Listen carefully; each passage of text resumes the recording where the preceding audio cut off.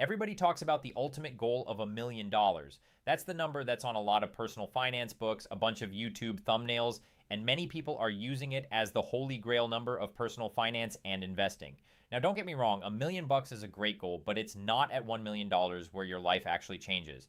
In this video, I'm going to walk you through the 3 net worth milestones that change everything and the significance of each one. So let's start with the first milestone of $10,000. This is the milestone that shows me that you have discipline, because getting here is already an accomplishment. I think that if you're able to reach the 10K mark, this is when compounding begins to work in your favor if you are investing. And there are a lot of also psychological benefits of seeing $10,000 in your bank account as well, which we'll talk about in a second. First, though, let's pretend that you invest $100 a month into your investment account, earning an average stock market return of 8%. You will hit the $10,000 mark after 6 and 1 or 2 years. But you'll notice that even as you're earning interest on your investments, when you hit that 10K, your contributions make up $7,800 of the total $10,000, and the interest makes up the remainder. So it's at this point you might say to yourself, well, is this even worth it? I contributed $7,800 of the initial $10,000, and this compound interest thing isn't that exciting to me. I'd rather just save my money in a bank account. Well, what if I told you that if you got to 10K and then you just never contributed another penny to that account, this is what's going to happen. 10K invested for another 6.5 years will yield you interest of $6,591, and that means you're getting roughly $1,000 a year in money that you didn't have to work for. After 25 years, your balance is now $69,538 with about $59,000 in total interest earned, and that's not by contributing any extra dollars to that account. Another powerful concept about the 10K milestone is going to be purely psychological. Personally, I know that when I saw 5 figures in my bank account, I felt more financially confident, and it was proof of my financial discipline. Most people live in a constant state of low-level financial stress or worry, even if they never realize it. They're always one bad week or month away from falling behind on bills. They hesitate before making any purchase, and money is a constant source of frustration. But if you're able to hit that 10K mark, first you're able to gain some peace of mind, knowing that you aren't just scraping by anymore, and you can start focusing on the bigger financial goals. Second, you can cover 99% of life's emergencies because most surprise expenses are hopefully less than 10K.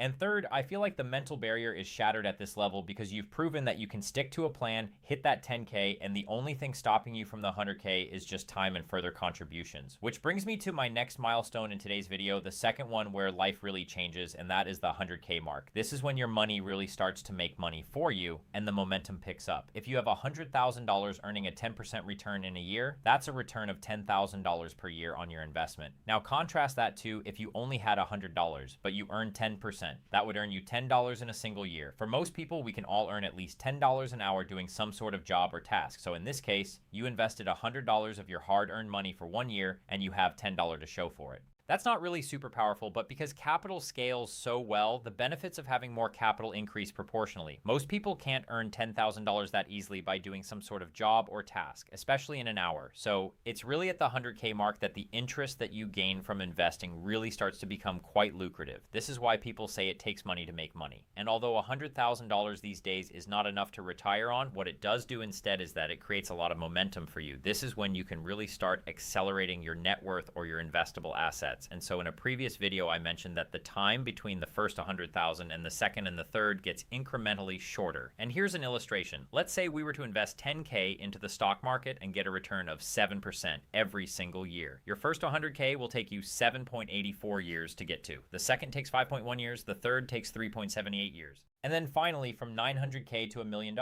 That 100K right there only takes 1.35 years because the money you have already is working for you. That means wealth accumulation is disproportionately a lot slower in the beginning. And I find that this is not something that's often talked about, which is that when you're starting your financial journey of making money and investing and you're trying to grow your net worth, in the beginning you could be doing all the right steps, but you have nothing to show for it. Literally, personal finance and investing is one of those things where you have to show up, do the work consistently every day, and be disciplined about everything, and then maybe in 2 years, 5 years, or 10 years, that's when you really will see the results of your progress. This can take a huge leap of faith because it's not like any other thing or hobby on the planet. For example, let's say we were out on the golf course together and you were about to hit your shot. Well, you hit your shot and then you would get instant feedback on how well you just struck that ball. Your direct inputs have direct results, and you're getting those results almost immediately with a sport like golf. But when it comes to investing, you have to understand the math behind your decisions and understand that there will be a huge delay in what you are doing now versus what your expected dream result is going to be. For example, someone that hits $100,000 worth of investments by the time they're 35, they might feel behind in relation to their peers or what they're seeing on social media. But if you actually had $100K worth of investments at the age of 35 and you stopped contributing altogether in 30 years, you will have around $1 million, assuming an 8% rate of return. 9.9% of that is going to be your original money of the $100,000 itself, and 90.1% of that would come from compounding.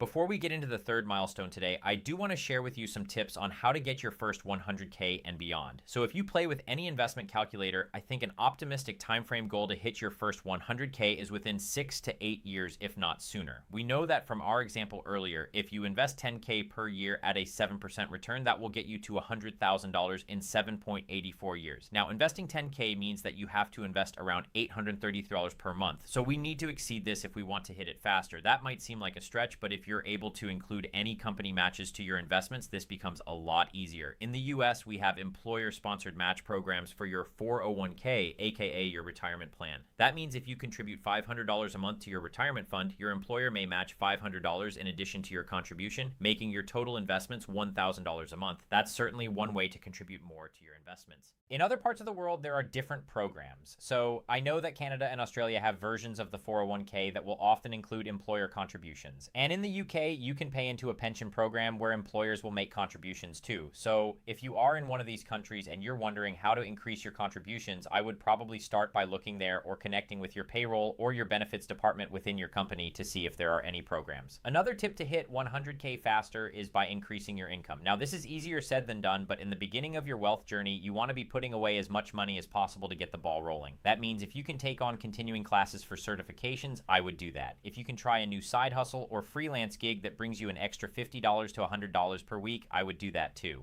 Just $50 or $100 contributed to your investment accounts on a regular basis will help that compounding, especially in the beginning. The third milestone today, and the one most people never consider, is $500,000. Most people skip straight from 100K to talking about $1 million, but I think at $500,000 or 500K, that's actually a massive psychological and financial inflection point. At 500K, your portfolio starts to do the heavy lifting by itself because of its sheer size. So, for example, at $500,000 earning an 8% average return, your money is generating $40,000 per year. That's not nothing. That's a full-time salary in many parts of the world, and you don't even have to lift a finger to even earn it. In addition, 500K invested with no additional contributions over 20 years will get you $2.33 million. And if you were to only wait 10 years, it would still get you to at least $1 million. The 500K milestone in America is also more than the average retirement savings. And according to Empower Dashboard data, the average retirement savings balance is $491,000. So I think that once you hit 500K, you are doing pretty good in my opinion. And at 500K, the annual amount that you can withdraw safely is $23,500 using a 4.7% withdrawal rate rule. That means if you were able to combine it with the average Social Security payment in America, your total income for a single person at the age of 67, which is the full retirement age, is going to be $48,352 per year. A household at 67 is going to receive $73,024 per year, assuming both partners are getting the average benefit. That annual income, I think, is quite comfortable in retirement, and based on when you take Social Security, there can be a range of how much that total amount is. The earlier you take Social Security, the less your benefit is. So for example, on a $500,000 nest egg, your full annual income as a household is $58,292 if you start taking Social Security at 62 years old. It's $73,204, like we said, at 67 years old, and just over $85K if you start taking Social Security at the age of 70. Now, let's pretend you hit 500K and you're a lot younger than retirement age. Let's say you hit 500K in investments at the age of 45. This is when you can actually start different types of strategies. So you could even quit your current job to take a lower paying job that you might enjoy more. That means the 500K in investments that you have, that gives you a lot of options and freedom, because it's at this point you can probably move to something called Coast Fire if you really want to.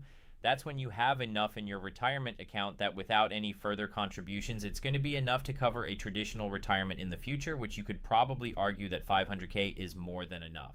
The idea with Coast Fire then is to dial back your employment so that you only have to work to cover immediate day-to-day lifestyle expenses, and then you just have your 500K in investments doing the compounding in the background. Another option you get at the 500K milestone is that you might be able to take 6 months to a year off and not have it affect your overall finances. In other words, way more options. So I think 500K is really that freedom milestone or the option milestone. Now, getting 500K requires the same discipline as the earlier milestones, just extended over time. There's really no new secret to unlock at 500K. I wish there was more to reveal, but it's literally just the natural result of someone who hit 10K, kept going, they hit 100K, they kept going, and then they refused to let lifestyle inflation get in the way. So if you're able to hit $10,000, that means that you can stick to a plan and stay disciplined. And those same principles that got you to 10K will allow you to hit 100K and 500K and beyond. The only thing that sits between you and those target numbers is more time. If you enjoyed this video, make sure to check out my video on how your net worth explodes after you hit $100,000. It's a deeper dive into the second milestone that we covered today. I hope to see you guys in that video. Make sure to subscribe to this channel. We're almost at 2 million subs, and I'll see you guys in the future. 5 Peace.